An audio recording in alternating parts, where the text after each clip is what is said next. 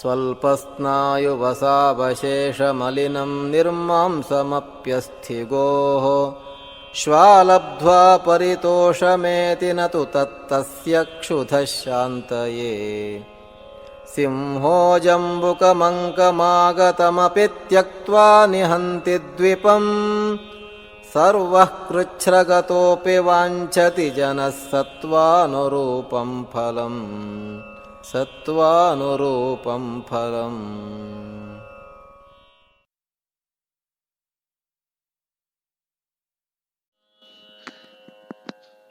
नीतिशतकस्य अनुसन्धानम् आस्वादयद्भ्यः सुहृद्भ्यः भूयांसि नमांसि। एतस्य पद्यस्य पदच्छेदं पश्यामः। स्वल्पस्नायुवसावसेकमलिनं निर्मांसम् अपि अस्थिकं श्वा लब्ध्वा परितोषम् एति न च तत् तस्य क्षुधा शान्तये सिंहः जम्बुकम् अंकम् आगतम् अपि त्यक्त्वा निहन्ति द्विपम् सर्वः कृच्छ्रगतः अपि वाञ्छति जनः सत्त्वानुरूपं फलम्। अत्र क्रियापदत्रयं वर्तते। आरम्भे एति इति क्रियापदम् अस्ति, तत् स्वीकृत्य अन्वयं कुर्मः। एति इत्युक्ते इण् गतौ इति धातोः क्रियापदम्। गच्छति इत्यर्थः अत्र, अथवा प्राप्नोति इत्यर्थः स्वीकरणीयः। कः एति? श्वा एति। श्वा नाम शुनकः, भषकः, सारमेयः, कुक्कुरः।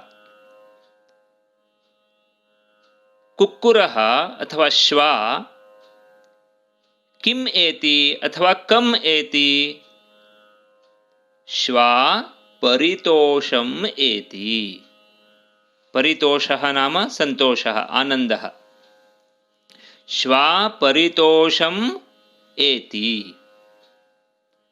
पुनः अत्र एकं त्वान्ताव्ययं वर्तते, लब्ध्वा इति। लब् इति धातुः क्त्वा प्रत्ययः। श्वा लब्ध्वा परितोषम् एति। किं लब्ध्वा? तस्य उत्तरं प्रथमपादे वर्तते। अस्थिकम्। श्वा अस्थिकं लब्ध्वा परितोषम् एति। अस्थिकं नाम अस्ति। अत्र कुत्सार्थे कन् प्रत्ययः अस्ति। कुत्सितम् अस्ति इति अस्थिकम्। कुत्सितं नाम बीभत्सम् अथवा तत्र मलिनम् इत्यर्थः। क्षुल्लकम् इत्यपि अर्थः भवति। निन्दितं, निन्द्यम्, उत्तमं न, तादृशम्। अस्थिकं लब्ध्वा परितोषम् एति। कः? श्वा। पुनः कीदृशम् अस्थिकम्? स्वल्पस्नायुवसावसेकमलिनम्। स्नायुः च वसा च स्नायुवसे। स्वल्पे स्नायुवसे स्वल्पस्नायुवसे। तयोः अवसेकः स्वल्पस्नायुवसावसेकः तेन मलिनं। स्वल्पस्नायुवसावसेकेन मलिनं स्वल्पस्नायुवसावसेकमलिनम् इति समस्तपदम्। एवं स्वल्पं नाम स्तोकाल्पक्षुल्लकाः सूक्ष्मं श्लक्ष्णं दभ्रं कृशं तनु इति कोशकारः वदति। स्तोकम्, अल्पम् इत्यादयः शब्दाः सन्ति। सुअल्पं, बहु अल्पं, किं? स्नायुः, अन्त्रं पुरीतद्गुल्मस्तु प्लीहा पुंस्यथ वस्नसा स्नायुस्त्रियाम् इति अस्ति। स्वल्पस्नायुवसावसेकमलिनम् इत्यत्र स्नायु इति अभवत्। वसा नाम किं? हृन्मेदस्तु वपा वसा, हृदयस्य मेदः, मेदस्। वपा इत्यपि उच्यते। यज्ञादिषु यदा प्राणिबलिः दीयते, प्राणिनः वसार्पणं करणीयम् इति उच्यते तत्र कर्मकाण्डे। अस्तु, वसा। अवसेक, अवसेकः नाम सेकपात्रं तु सेचनं। सेक इत्यस्य सेचनम् इत्यर्थः अस्ति। अवसेकः नाम सिञ्चितम् इति वयं स्वीकर्तुं शक्नुमः। वसया सिञ्चितं नाम स्वल्पस्नायुवसा युक्तम् इत्यर्थः अत्र अवसेक नाम। मलिनं, मलिनं नाम तत्र मलीमसं तु मलिनं कच्चरं मलदूषितम् इति कोशकारः वदति। दूषितं मलम् अथवा मलेन दूषितं, मलीमसम् इत्यादि। मलिनम् इति बहु सुलभः शब्दः अस्ति, अतः वयं जानीमः। मलिनं, अतः स्वल्पेन स्नायुवसावसेकेन मलिनं। पुनः कीदृशं? निर्मांसं, निर्गतः मांसः यस्मात् तत् अस्थिकम् इत्यर्थः। यस्मात् मांसः गतः अस्ति। मांसः नाम पिशितं तरसं मांसं, मांसम् इति नपुंसकलिङ्गशब्दः। निर्गतं मांसं यस्मात् तत्, तादृशम् अस्थिकं, यत्र मांसलेशः अपि नास्ति तादृशम् अस्थिकं। श्वा लब्ध्वा परितोषम् एति नाम इत्यस्य अर्थः कः? तात्पर्यं किं? श्वा निर्मांसं मलिनं अपि अस्थिकं लब्ध्वा परितोषम् एति, बहु सन्तोषम् अनुभवति। तेन किमपि प्रयोजनमस्ति वा तेन अस्थिकेन? न च तत् तस्य क्षुधाक्षान्तये। तत् अस्थिकं तस्य श्वानः शुनकस्य क्षुधाशान्तये न। क्षुधायाः शान्तिः, क्षुधाशान्तिः तस्यै। नाम क्षुधाशान्तिं, क्षुधानिवारणं न करोति, कर्तुम् असमर्थम् अस्थिकम् अस्ति। यतः तत्र मांसमेव नास्ति किञ्चिदपि, किञ्चिदेव स्नायुवसावसेकम् अस्ति, तदपि मलिनम् अस्ति। तत्र शुनकस्य क्षुधाशान्तिः भवितुमेव नार्हति। तादृशम् अस्थिकं लब्ध्वा अपि श्वा शुनकः परितोषम् एति, सन्तोषम् अनुभवति इति शुनकस्य कथा अभवत्। इदानीम् अपरः पशुः अस्ति, सिंहः इति तस्य नाम। हिनस्ति इति क्रियापदं तत्र हिंसायां तस्य वर्णविपर्ययात् सिंहः इति पदं निष्पन्नम्। सिंहो वर्णविपर्ययात् इत्येव नियमः तत्र। यः हिंसकः अस्ति सः एव सिंहः। सिंहः किं करोति? अत्र निहन्ति इति क्रियापदमस्ति। सिंहः निहन्ति। निहन्ति नाम वधं करोति, मारयति। सिंहः कं निहन्ति? द्विपं निहन्ति। अत्र द्विपः नाम दन्ती दन्तावलो हस्ती द्विरदोनेकपो द्विपः। मतङ्गजो गजो नागः कुञ्जरो वारणः करी इति कोशकारः वदति। गजः इत्यर्थः। पुनः अत्र त्यक्त्वा इति एकं त्वान्ताव्ययमस्ति। त्यज धातुः क्त्वा प्रत्ययः। कं त्यक्त्वा इति प्रश्नः भवति। जम्बुकं त्यक्त्वा। सिंहः जम्बुकं त्यक्त्वा द्विपं निहन्ति। जम्बुकः नाम श्रगालवञ्चकक्रोष्टुफेरुफेरव जम्बुकाः। श्रगालः इति अपरं नाम। क्षुल्लकः पशुः अस्ति। बुद्धिमान् पशुः इति कथासु वर्णितः अस्ति, परन्तु वीरः पशुः तु नास्ति, धीरः अपि नास्ति, युद्धे परिणतः अपि नास्ति।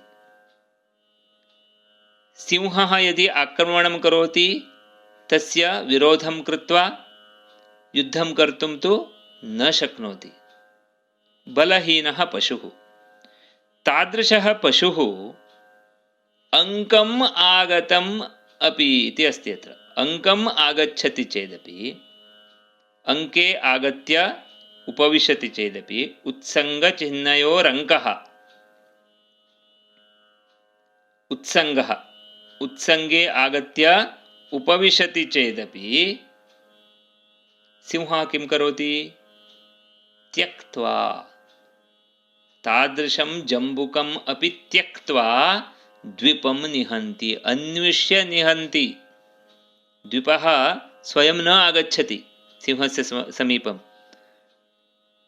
यदि कश्चन श्रगालः स्वयं आगत्य उपविशति चेदपि सिंहः तस्य वधे न रमते, यतः सः क्षुल्लकः प्राणी अस्ति।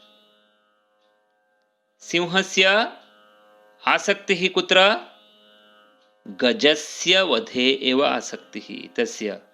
तत्रैव सिंहः रमते। तत् कष्टकरमपि। अन्विष्य वधः करणीयः चेदपि सः तथैव करोति। किमर्थम्? इदानीं निदर्शनद्वयम् अत्र स्थापितं कविना। प्रथमं शुनकस्य, इदानीं सिंहस्य महान् भेदः अस्ति। द्वौ अपि पशु एव, परन्तु तयोर्मध्ये महान् भेदः अस्ति।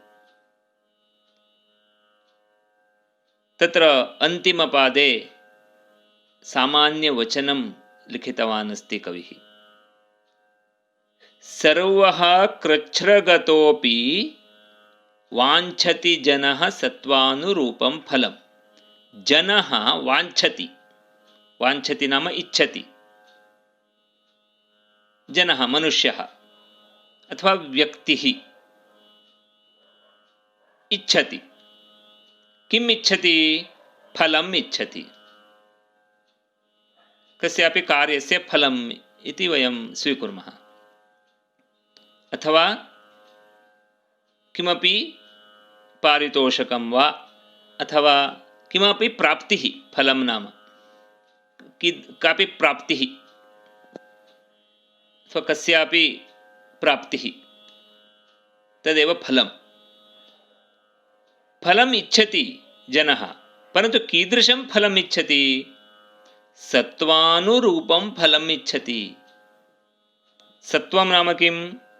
सत्त्वं गुणे पिशाचादौ बले द्रव्यस्वभावयोः। अत्र सत्त्वं नाम स्वभावः अथवा बलं। स्वबलानुरूपं स्वस्वभावानुरूपं फलं जनः इच्छति। कीदृशसन्दर्भेषु? सर्वः कृच्छ्रगतः अपि। कृच्छ्रः नाम कृच्छ्रं नाम कष्टं स्यात्, कष्टं कृच्छ्रमाभीलम् इति कोशकारः वदति। अत्र सर्वं कष्टगतम् अपि अथवा सर्वः जनः कष्टगतः कृच्छ्रगतः कष्टगतः अपि सत्त्वानुरूपं फलं वाञ्छति इति वयं स्वीकर्तुं शक्नुमः। अथवा सर्वः कृच्छ्रगतः अपि जनः सत्त्वानुरूपं फलं वाञ्छति इत्यपि वक्तुं शक्नुमः। नाम सर्वमपि कष्टकरं, तथापि सत्त्वानुरूपं फलं वाञ्छति, क्षुल्लकं फलं न वाञ्छति। अथवा कृच्छ्रं नाम सुलभतया प्राप्तम् इत्यपि वयं स्वीकर्तुं शक्नुमः। अत्र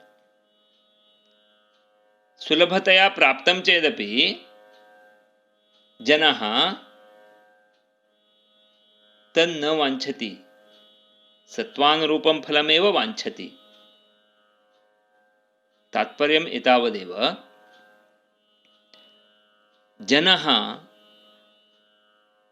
कश्चन यस्य लक्ष्यम् उन्नतम् अस्ति, सः लक्ष्यसाधने एव रममाणः भवति। तस्य मार्गे अन्यानि क्षुल्लकानि फलानि प्राप्यन्ते चेदपि तेन सः तत्सर्वं स्वीकर्तुं न वाञ्छति। तस्य लक्ष्यमस्ति एकम् उन्नतं फलं। तत् साधयितुं, तत् प्राप्तुं सः तदा सर्वदा प्रयतते, यतः तस्य सत्त्वं तथा उन्नतं भवति। तदनुरूपं फलं प्राप्तुं सः प्रयतते। प्राप्य वरान् निबोधत इति उपनिषत्सु अस्ति। वरान् प्राप्य निबोधत, जानन्तु तादृश वराः प्राप्तव्याः। तादृश अत्र गुरुः इत्यपि अर्थः अस्ति तस्मिन् वाक्ये। नाम तादृशं फलं प्राप्य अस्माभिः विरामः स्वीकरणीयः। तावत् पर्यन्तं क्षुल्लकफलानि प्राप्यन्ते चेदपि तानि न स्वीकरणीयानि इत्यर्थः। अत्र शुनकसिंहयोः भेदः सः एव। सिंहः उन्नतं फलम् इच्छति, क्षुल्लकं फलं सुलभतया प्राप्यमाणम् अस्ति चेदपि निराकरोति। परन्तु शुनकः एकं क्षुल्लकं फलं प्राप्य अपि परितोषम् अनुभवति। अतः कथम् अस्माभिः भवितव्यम् इति अन्तिमपङ्क्तौ सामान्यवचनेन कविः सूचितवान् अस्ति। तस्य स्वीकारः अथवा त्यागः अस्माकं हस्ते अस्ति। अस्तु, अत्र अर्थान्तरन्यासालङ्कारः अस्ति। सामान्यं विशेषो वा तदन्येन समर्थ्यते, यत्तु सोऽर्थान्तरन्यासः साधर्म्येणेतरेण वा इति तस्य लक्षणम्। अत्र विशेषसन्दर्भौ स्तः प्रथमपादत्रये। तौ सन्दर्भौ सामान्यवचनेन अन्तिमपादे विद्यमानेन सामान्यवचनेन समर्थितौ। अतः अत्र अर्थान्तरन्यासालङ्कारः सामान्येन विशेषस्य समर्थनम् इति लक्षणकाराः वदन्ति, लाक्षणिकाः वदन्ति। अस्तु नाम पुनः एकवारम् अन्वयं पश्यामः। श्वा स्वल्पस्नायुवसावसेकमलिनं निर्मांसम् अस्थिकं लब्ध्वा अपि परितोषम् एति। तत् तस्य क्षुधाशान्तये न। सिंहः अंकगतं जम्बुकम् अपि त्यक्त्वा द्वीपं निहन्ति। सर्वः कृच्छ्रगतः अपि जनः अथवा कृच्छ्रगतः सर्वः जनः सत्त्वानुरूपं फलं वाञ्छति। अथवा अन्तिमपङ्क्तेः एवमपि कर्तुं शक्यते, सर्वः कृच्छ्रगतः अपि जनः सत्त्वानुरूपं फलं वाञ्छति। अस्तु, एतत् पद्यं शार्दूलविक्रीडितवृत्ते वर्तते। एतस्य गानम् आरम्भे डॉक्टर विद्वान् कृ गणपतिभट्टमहोदयः कृतवान्। अनुसन्धानं महाबलभट्टः गोवा। सर्वेभ्यः धन्यवादाः।